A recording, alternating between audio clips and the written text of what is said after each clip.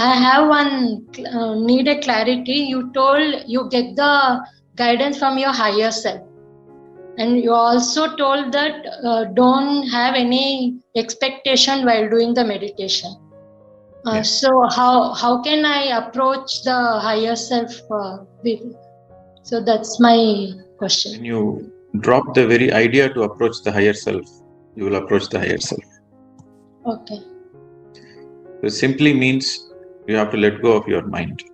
You see, we have a body, we have a mind, we have an intellect, but we are a soul. So what we are is our self, true self.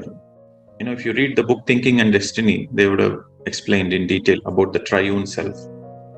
Like the self is a self-contained unit, what we call it as Atma. One portion of it, a small portion of it, comes to the earth and incarnates. The major portion of the soul stays in the causal world. Okay. But the portion which comes to the earth, it feels it is separate. It feels like, oh, I'm separate here. It feels a separation.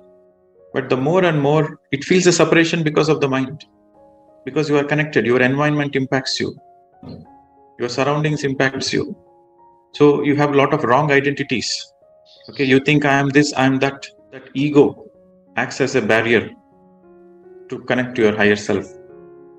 So when I say the higher self, that means the portion of your soul which is still in the causal world. That we refer to as over self or higher self. The portion which comes into the body is our under self. So the more you do meditation, the more your mind becomes empty. And the more you come out of all the identities. And the more you come out of all the identities, the more your mind is empty. You understand for the first time that you are never separate. It is your ego which makes you feel that you are separate. So it is important you let go of the ego. Letting go of the ego means letting go of all the identities.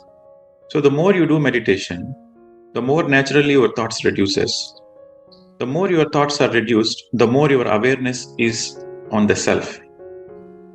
So that means you become very sensitive to your feelings in the heart space. So your feelings are your guidance from your higher self. So some people, they get confused.